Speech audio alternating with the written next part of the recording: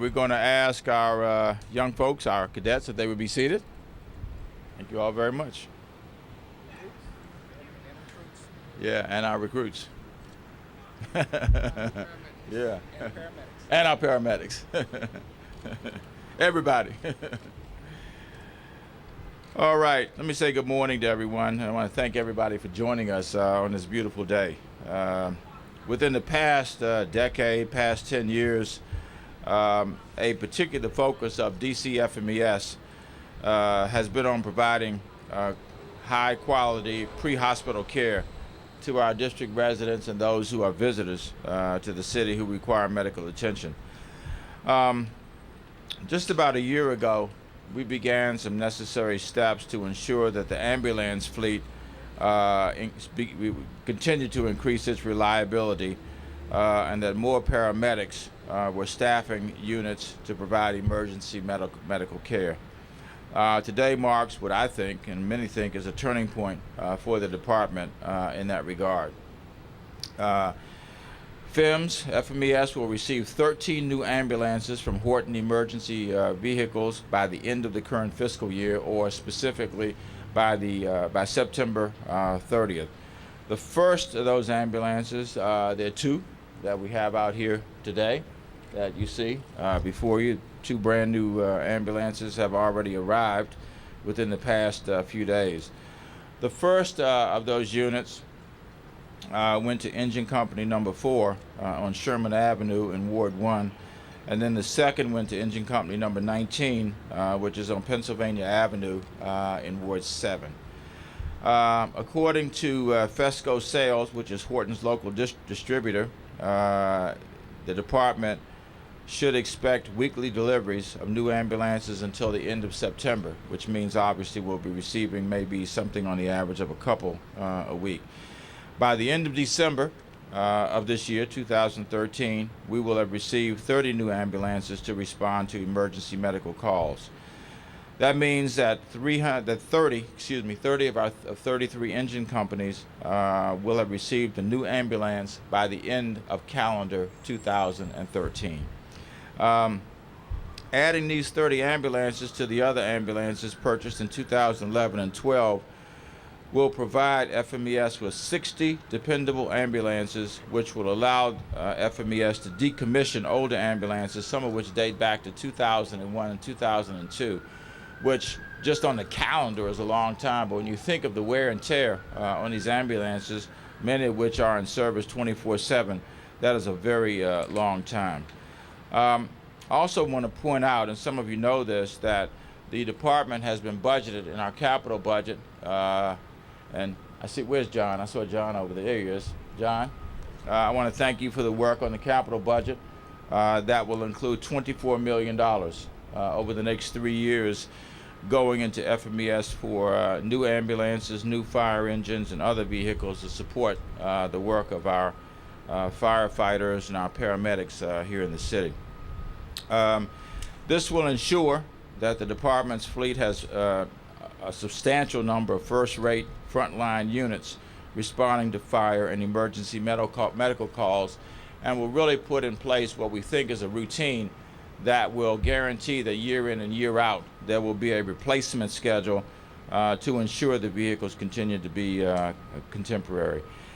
Some of you will recall our One City Summit in which we made the commitment to place an even greater emphasis on improving the quality of life for all district residents, and certainly ensuring that the fire equipment and ambulance equipment is contemporary is a part of that commitment.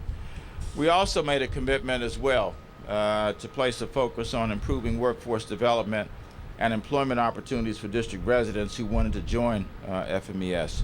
Since October of 2011, not quite 2 years, but will be 2 years soon, more than 60 young people who graduated from high schools in the District of Columbia have joined FMES through the cadet program. Nearly half of them are serving as active firefighters, while the others will hopefully join them by as soon as November of this year. Today, we also are announcing our third cadet FMES class of recent DC high school graduates who will begin their training in just less than a couple of months in October of 2013. The cadet program gives our young people an opportunity to protect as well as serve the city that they, of course, know best because they've grown up in this city. We also have 2 D.C. residents who participated in a DOES, the Department of Employment Services, EMT training program. They have joined the current cadets in their training to become firefighters. The cadets and the 2 DOES graduates have achieved their national registered EMT certifications and are now ready to begin the firefighting component of their training. The DOES EMT training program is still operational, and I want to encourage our DC residents who are interested in the program to contact the Department of Employment Services to become a part of it. We've also expanded our efforts to include returning military veterans, and I want to thank, you will hear shortly from our military leadership who we worked hand in hand with in order to make this happen. Recruit Class 367, which was brought on last month, has 17 returning military veterans. They have protected and served our nation, and they now are turning their attention to protecting and serving the residents and the visitors of the District of Columbia as firefighters. I am truly proud the District of Columbia is able to provide them an opportunity to continue their service. Just as important as the hires that we've made through the cadet program and the addition of the military veterans, we've hired also some paramedics who are now coming on board. Yesterday, 9 paramedics were hired and will be brought on through an accelerated class so they can begin working on new ambulances that are being delivered. These paramedics are being brought on as paramedics only, as single role professionals.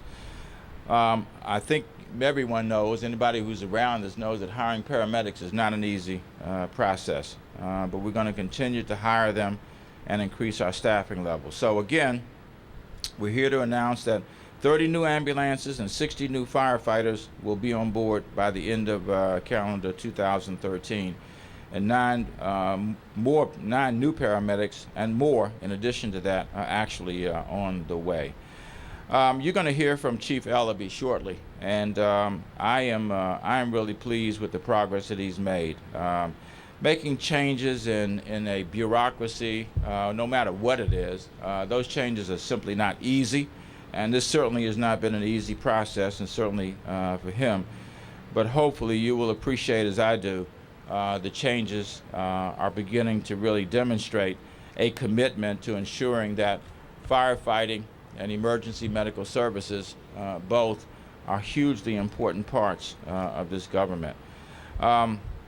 There's another area that I'd like to focus on that some people just don't realize or haven't focused on at all, and that is between October of 2005 and September of 2010, and this is not an effort to point any fingers, it's just simply a fact, that the Department of Fire and Emergency Medical Services actually overspent the operating budget by more than $40.1 million, which is a lot of money.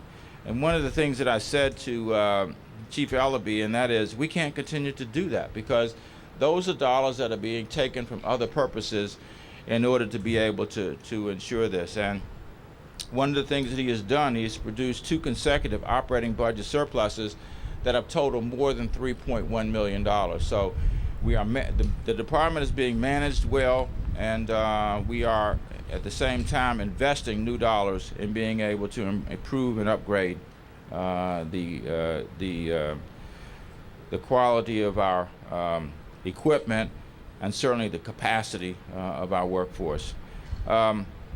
Again, just in summation, through his leadership, we've procured new ambulances, hired new DC residents, hired new residents, new returning veterans who are coming to the FEMS to work for us as they have on behalf of people in this nation. We've hired new paramedics, and of course, as I indicated, more will be hired in the coming months. I will also submit to the council because the council challenged us to do this, and that was to hire up. We have done that. We'll now submit to the council a bill once again calling for the redeployment of our FMES resources to best meet the evolving and expanding needs of our city. And I call on the members of the council to join with us in helping to make sure that we continue to be a contemporary and effective Department of Fire and Emergency Medical Services. I'd like to now call on Chief Ellerbe, who's going to provide more details of where we are today, who will expand on some of the uses of the equipment, some of the ways in which our new personnel will be deployed, where we are at this stage, and then there will be a couple of other people who he will call upon to speak as well, and then we'll move from there. So please join me in welcoming Chief Kenneth Ellerbe.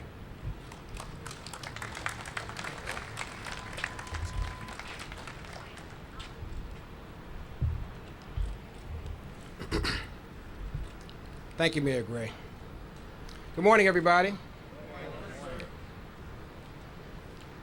To the mayor, I'd like to take this opportunity to say thank you for your leadership and support through what has been a difficult time of rebuilding an ailing infrastructure. And Deputy Mayor Quander, your support along with the mayor's has been invaluable, and I greatly appreciate it. Let me also take this opportunity to thank our management staff for remaining calm and focused despite our challenges. Our resolve during these tumultuous times will stand as a pivotal moment of leadership in the department's history. Mayor always speaks about the need for strong leadership and for leaders to have vision. My vision for the department is to move beyond the constraints of tradition and establish benchmarks for pre-hospital care and emergency preparedness that other departments will aspire to emulate. As you can see, we respond to challenges pretty quickly. The process of getting to that point has not been without its problems, but I'm reminded of something that the mayor often says. These jobs aren't easy. And I agree. This has been the most difficult job I've ever had in my life, but it's also been the most rewarding. Earlier this year, the department's ability to respond to emergency medical calls in the district was at a tipping point. Although at that time we began the process of purchasing new ambulances and hiring employees to staff them, it is only now that you can see some of the results of our endeavors. We're no longer at a tipping point. We're now in a position to turn the corner. As the mayor announced, the department is rebuilding itself by purchasing new vehicles, hiring our returning veterans, and reaching into our neighborhoods and giving our young people hope of starting meaningful careers produced through the cadet program. I've got to thank a few people because this was not easy and it wasn't done in a vacuum. First of all, I want to thank Director James Staten and his staff at the Office of Contract and Procurement for the timely and efficient help they provided during the purchasing process. We learned some valuable lessons regarding the life cycle of a frontline vehicle for an emergency response agency that operates 24 hours a day, 7 days a week. And let me share with you, it takes almost a year to purchase an ambulance. So this has been going on for quite a while. The department is drafting a long-term strategic plan that will provide guidelines on the replacement of frontline vehicles. Due to the high call volume and extended engine runtime, our frontline ambulances should be replaced every third model year. I also have to thank Director Sean Stokes of the Department of Human Resources for providing the department with a hiring variance. I'll say that again, they provide us with a hiring variance. This is the first time we've been able to hire single-role providers in quite a while. While everybody was saying hire paramedics, I want you to understand, some paramedics don't want to be firefighters. But we were only allowed to hire firefighter paramedics until now. I want to thank her for giving us the variance that enabled us to hire paramedics, returning veterans, returning employees, and participants in the Department of Employment Services Emergency Medical Technician Training Program. Now, some of you may view the number of paramedics we hired as minimal. Some of you may have heard about the studies that indicate we have fewer paramedics in cities of comparable sizes and call volumes. Paramedics are in high demand throughout the country, and this is a job that requires a specific skill set that's not easy to come by. In fact, the nine hires that we have today came through a pool of 125 applicants. So it's not easy to get through our process. It's not easy to hire paramedics. Hiring paramedics will remain a priority, but the department will only reach its potential of providing an emergency high level of pre-hospital care when it has the capability to train its own members to become paramedics. Right now in Washington, D.C., there is no program at all that trains paramedics. We're establishing our own training program. And in addition to training its own, the department's long-term strategic plan must also examine how it can implement paramedic training as a requirement for members who aspire to become officers. When the department reaches this point, not only will it have turned a corner, but it will have hit its stride to becoming a top provider of pre-hospital care in the country. For some, this turning point also serves as a starting point. I want to thank Director Lisa Mallory of the Department of Employment Services for partnering with us and developing a training program that allows district residents to become emergency medical technicians. This program began more than a year ago, and we're now seeing some of the results. That training program was designed to do three things: combat unemployment in Washington, D.C., increase our workforce, and change lives in the community. This has been a long and arduous process which has required the focus of many hands and heads to meet the challenges facing our agency and our city. Most importantly, to thank our firefighters, emergency medical technicians, paramedics who report for duty each day despite the unrelenting pressure that comes with working for the department. Your willingness to become better has not gone unnoticed. In March, we began tracking our ability to respond to our emergency medical calls. Today, I'm happy to report that our key performance indicators are showing considerable and significant improvement. The charts behind us are indicators of our constantly improving performance. In March 2013, the department implemented new orders that required ambulances and fire trucks to get to a scene of an emergency quickly. Before the order, response times for ambulances and fire trucks were trending upward, meaning it took longer to arrive at the scene of an emergency. As the first chart indicates, the average response time of the first arriving EMT on a critical medical call took longer than 5 minutes in February.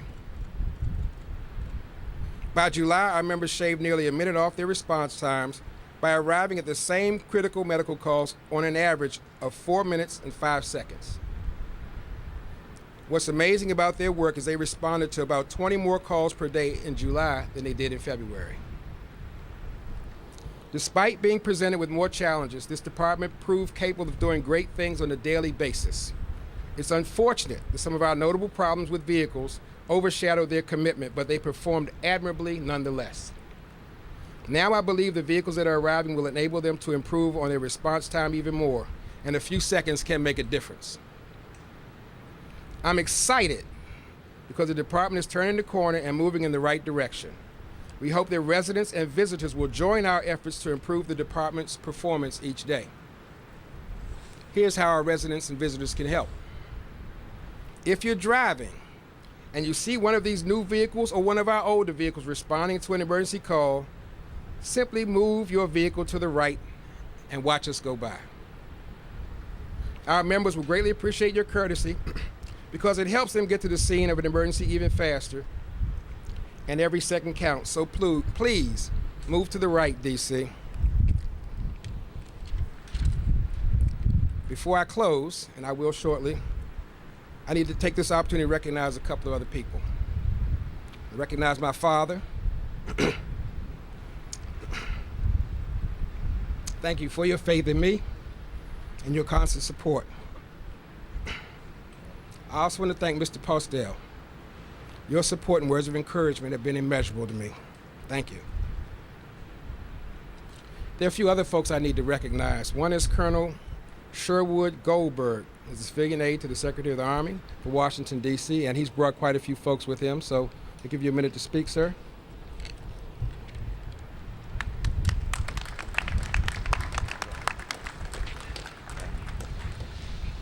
Thank you, Mr. Mayor, Chief Ellerbe, cadets, recruits, fellow veterans.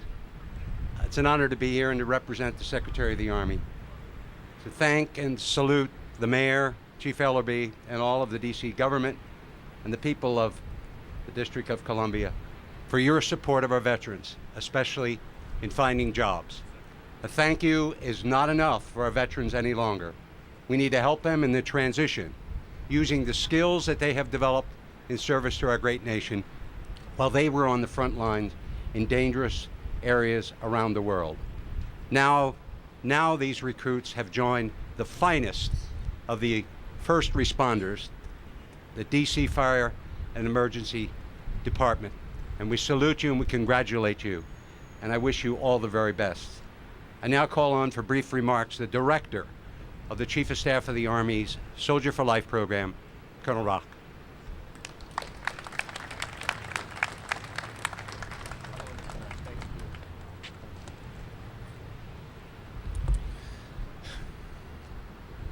Good morning, Mayor Gray, Chief Ellerbe, Mr. Goldberg, Brigadier General Payne, and special guests today.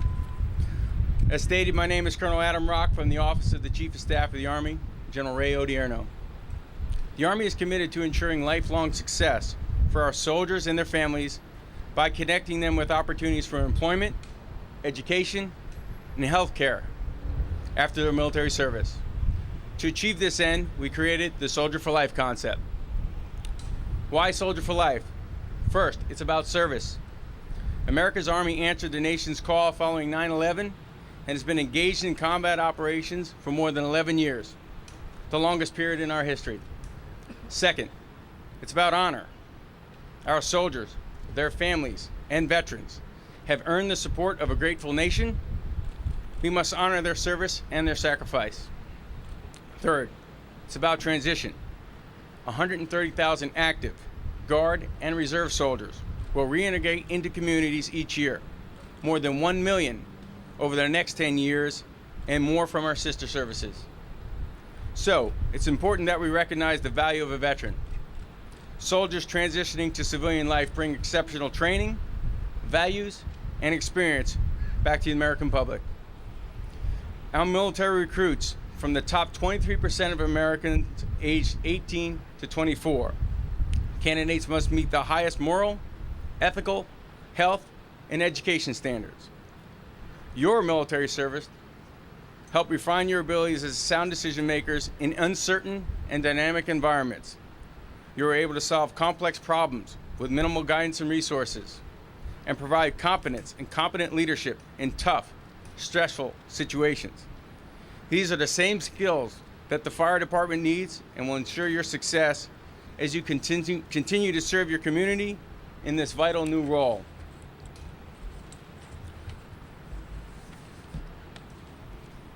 This year marked the 40th anniversary of the all-volunteer force.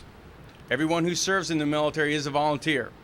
Now, you have volunteered for a new leadership role in your community.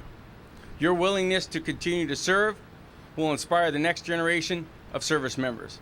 Again, congratulations to you all. Thank you all for your service and your continued service to your community. Army Strong.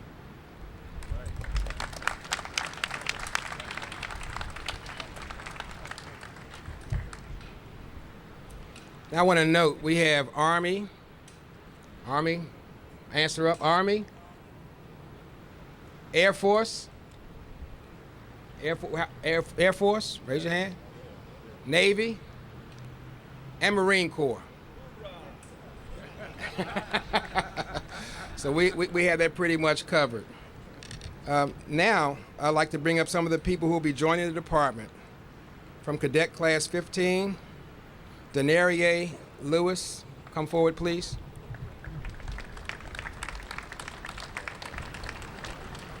Good morning, everyone.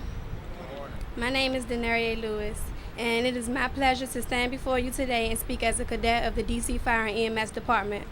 I'm a graduate of the class of 2012 from Cardozo Senior High School located in Upper West Washington, D.C., Northwest Washington, D.C., pardon me. Like most seniors of my generation, I had no idea of what I truly wanted to be in life. My intentions were to enroll into a four-year university, preferably Norfolk State University in Virginia. Suddenly, I was presented with an opportunity that most people my age don't know exists.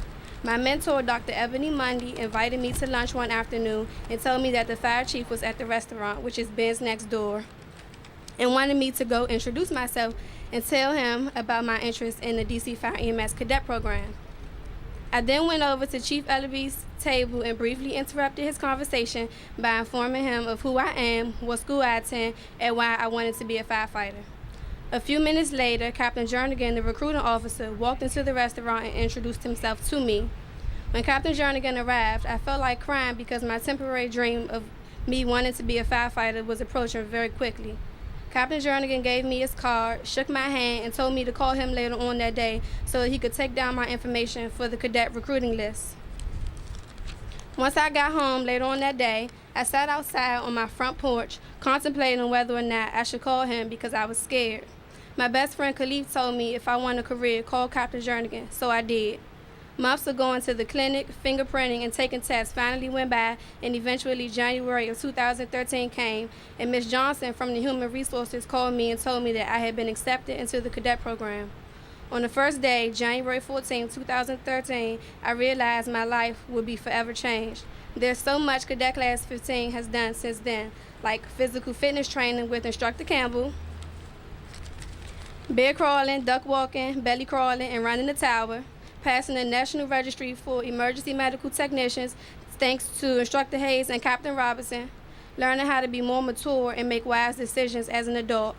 We experienced things that made each and every cadet view life in a different way, and a few of us went on rotation out into the company to see what life at the firehouse is about.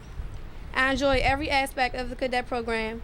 The dedication of our officers and the training academy staff has made the transition from high school much better than I expected. I've gained an extended family within Cadet Class 15, and even when I'm having a rough day, I can count on my peers to make me smile. Sergeant Penny to make me laugh with his punchlines, Sergeant Nesbitt to keep telling me to get over my little people complex, Instructor Bremich to calm me down, Sergeant Mason to keep my class in line, and Lieutenant Lawson to keep the negativity away from the program. I'm overjoyed and excited to be here every morning, eager to learn all I have to know my job successfully. And last but not least, on behalf of Cadet Class 15, thank you, Mayor Vincent Gray and Chief Ellerbe, because without you, none of us would be here.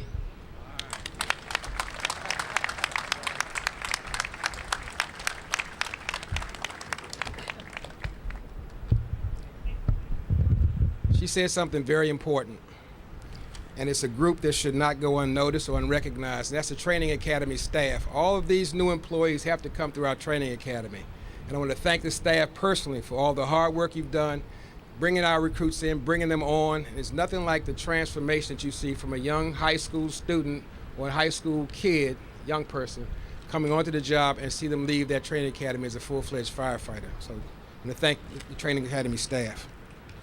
Next, I'd like to bring up from Recruit Class 367, Joshua Ely. Good morning, everyone. My name is Joshua Ely. I was raised here in the District of Columbia, where I attended and completed my education through the DC public school system.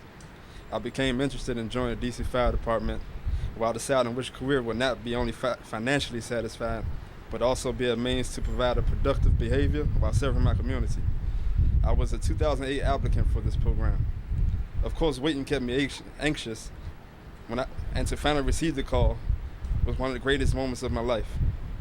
I'm fortunate that I was afforded this opportunity to enroll and begin this journey with the 2013 session. I'm grateful to have been given this opportunity, and I look forward to completing this program through the knowledge that I'm gaining and the possibilities for stability in my life and in my career. My goal is to become an active member of the first responders of the District of Columbia. Again, I want to thank you for this wonderful opportunity. Fire Chief Ellerbe and Mayor Vincent Gray. Not only will this help me become an asset to my community, it would also help me become a more well-rounded individual. Once again, thank you, everybody.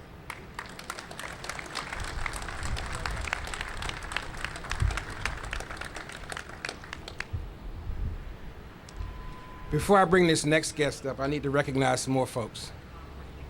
The Deputy Commanding General, Renrick L. Payne, thank you for your partnership with the Army National Guard. We really appreciate you.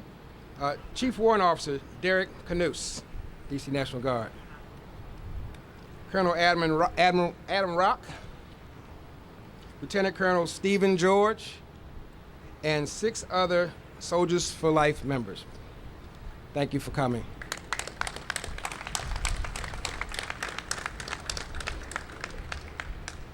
We talked about hiring returning veterans, and now I want to bring up one of the guys we've hired who's a returning veteran, Staff Sergeant Ian Wolf. Good morning.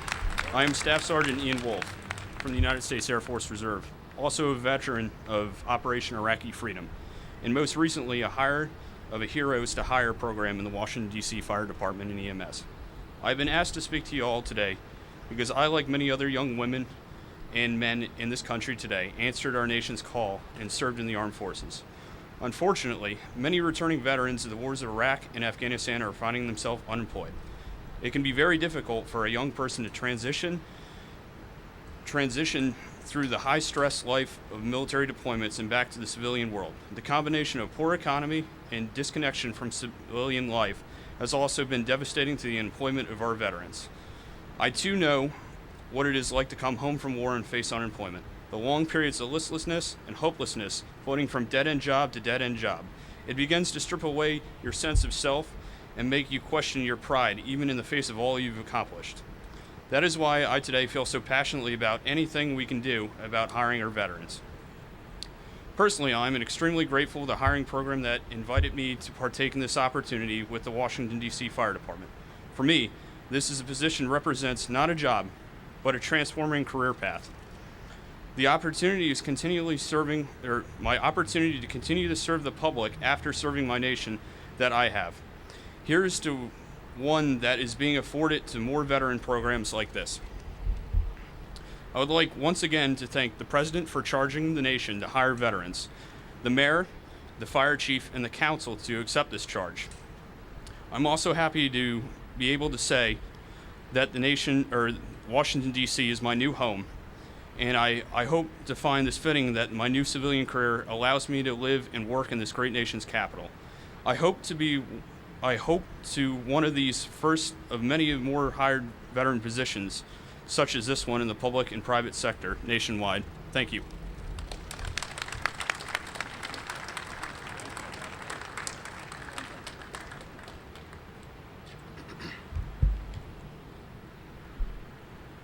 One thing about all these hires, they have already passed the National Registry for Emergency Medical Technicians. I want to applaud them because it's not easy. It's a lot of work. I want to thank you for your commitment. Ladies and gentlemen, these classes represent the future of our department, and I'm excited about the direction we're headed. I want to acknowledge our command staff over to my right. Thank you for coming. And I also want to recognize Ms. Turner Lewis, the first African-American executive officer of the D.C. Fire and EMS Department.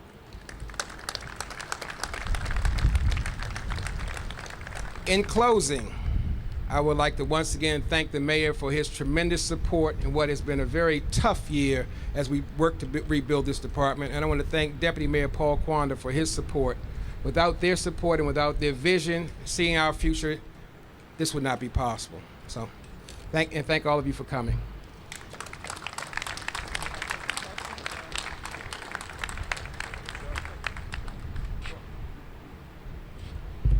Try to get out of here, but if there are any questions that I can answer, I'd be happy to try to answer. But before we do that, I need to ask command staff for the training academy. You know, they've had enough time off. It's time for them to get back to the classroom. So thank you all for coming. Cadets, recruits, veterans, paramedics, back to class. Oh, yes, sir. Oh, you know what? I need to thank our union leaders for coming, too. I mean, we have gotten to a point where we can turn the corner. President Ed Smith in the back, President Kenny Lyons up front. We're ready.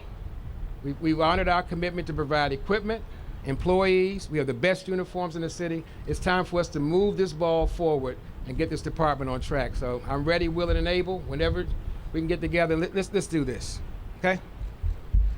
Now, questions? Chief Ellerbe, did these new paramedic hires, do they change at all your staffing and deployment model, or do these hires simply allow the department to function with the deployment model that it has currently? the plan we have in hiring paramedics will allow us to move to the staffing model that we asked the council to approve a while back. Are you going to resubmit the same plan, the one that calls for more during the day and not as many at night? Yes. And that was rejected the last time. Why do you think that it will be different this time? Well, one of the things I have to look at is why it was rejected. I think it was rejected because there may have been, and I don't want to speak for anybody else, but there may have been some concerns about our ability to provide the infrastructure to support the plan. As you can see, we have apparatus arriving. We'll be receiving 2 to 4 ambulances a week till the end of the year, which will give us 30 brand new ambulances by Christmas. So I think that once they see that we do have the ability to provide employees and vehicles, that they may take another look at the plan. Sam? You said these ambulances you had to order them a year ago? Yes.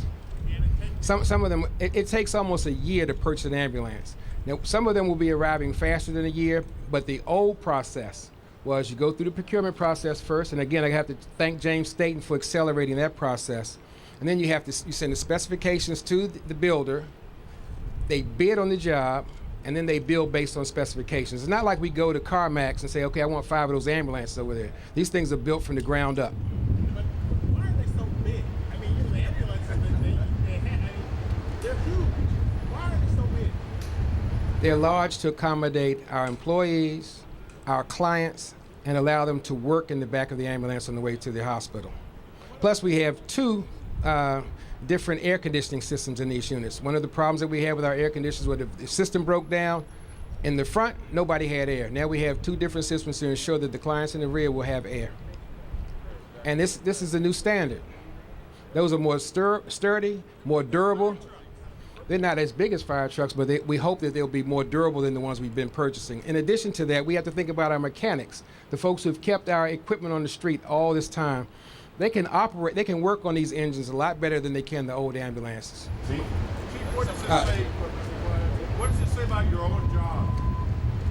You've tried to turn the department around. Do you expect you to stay in the job with all this new equipment coming, or what are your plans? I would like to stay around and see the hard work that we have been putting in over the last year and a half come to fruition. Thank you. Want me to answer that? Mr. Mayor, can you answer that? What about your chief? It's been a rough 2 years. I have indicated time and time again that I have confidence in the chief. I look at what's been accomplished and in the things that we talked about today, and I'm happy to reaffirm my commitment to Chief Ellerbe. He was the person that I wanted in this job in the first place. We knew that there were a lot of things that needed to be done in the department to continue to be a 21st century department, and he's the person to lead it. Can you explain why the union, the city council, and the inspector general's office all disagree and say that this is not? Can you explain that? How does that happen? I can't, Paul, explain somebody else's reasoning. I just tried to explain my own, and that was I believe that Chief Ellerbe is the person for the job. I suggest you ask those other people what their reasoning is, because I wouldn't dare try to explain that on their behalf.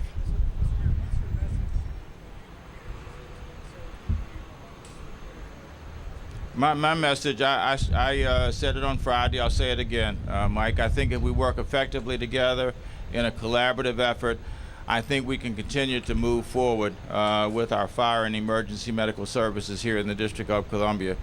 I too appreciate President Ed Smith and President Kenny Lyons being out here today, and I hope that that is an indication of their commitment to work with us to continue to improve the department.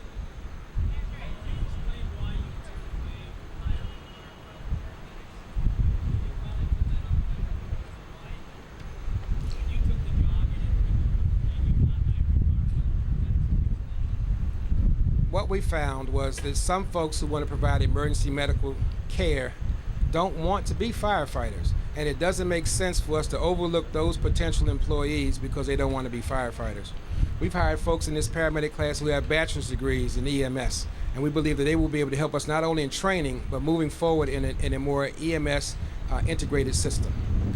Yes, sir. Chief, it's been a rough few months, as you mentioned time and time again. Folks who've been hearing some of these negative headlines for quite a while now, they might be wondering what took so long to get to this point today and to this Well, as the mayor discussed, we were working with equipment that was outdated.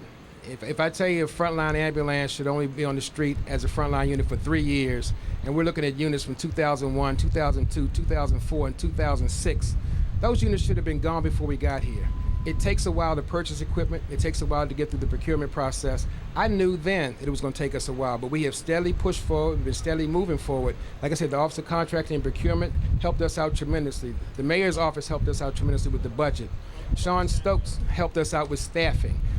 Everybody was saying hire paramedics without the full understanding that we couldn't just go out and hire paramedics. As I said, we brought in 125 applicants for our top paramedic position, and out of that 125, we've been able to hire 9, maybe 8.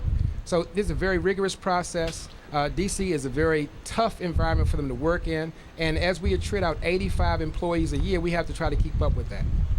Yes, Ms. Brazil. Final two questions. Final two questions. I wanted to ask a question about the other management problems of FEMS.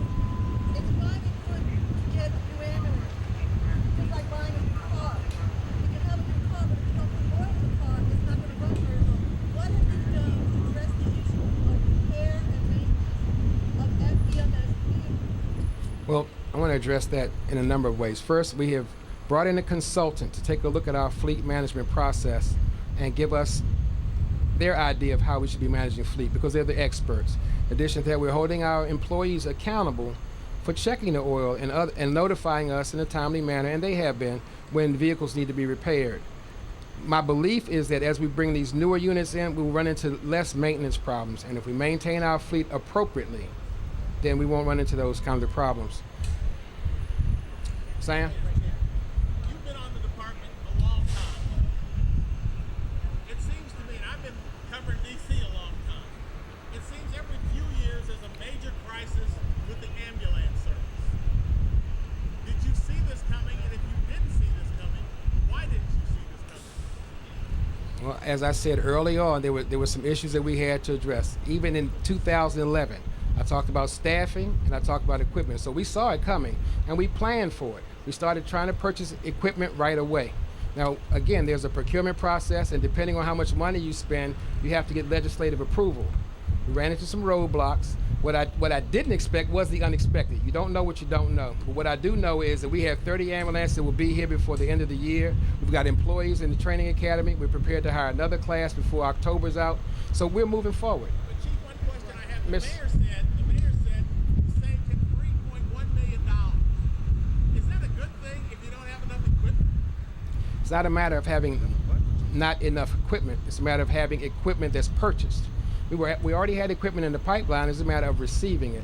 So let me go on to the next question, and that's it. Sam, let me just add to that. First of all, the capital budget is one thing, and the operating budget is something else. When I talked about the $3.1 million, I was talking about the operating budget. We had tremendous problems with overtime. When I was on the council, Phil Mendelson was the chair of the committee that had oversight of FMES. He got to the point where he was having oversight hearings every week. Some of you all covered that. I'm sure you remember that. And the reason why he did that is because the department had been so troubled in terms of managing its own budget and in terms of overtime. The overtime issue has been substantially addressed. And sometimes that isn't the most popular thing. I can say that. I know it from having seen it, not having been a part of the department. But that isn't the most popular thing to address. So the issue of the $3.1 million is an issue of the operating budget. Frankly, there have been very few investments in the capital budget. That's why you had ambulances that were as old as 2001, 2002, and they were being, chewing gum and baling wire and whatnot, keeping those things running. Why is that, man? Why? Well, you want me to answer for previous administrations? I think you have to get on a schedule that says you expect every, over certain periods of time that equipment needs to be transitioned out and you bring in new equipment. That was not a schedule, Sam, that was being followed. It had not been put in place, and some of the equipment was absolutely obsolete. Our firefighters and our emergency, our EMTs are being asked to use equipment that really should have been taken out of use long before it was taken out of use. Some of that which is breaking down now, if you look at the age of it, 6, 7, 8 years old.